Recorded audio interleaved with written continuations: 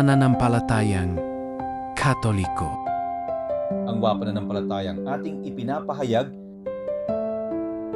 ang tring persona sa isang Diyos, ang 12 artikulo ng panampalataya, ang 4 na haligi ng pananampalatayang Katoliko, ang 2 ay paraan ng pagsasalin ng pagbubunyag ng Diyos, ang 12 apostol,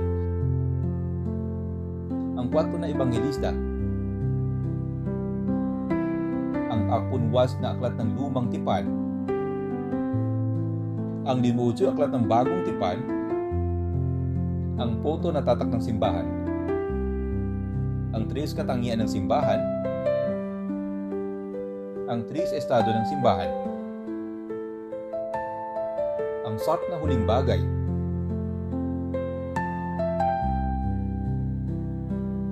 ang 7 kaloob ng Espiritu Santo,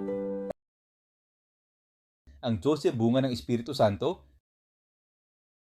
ang 9 na koro ng mga anghel. Salamat yan sa panunod.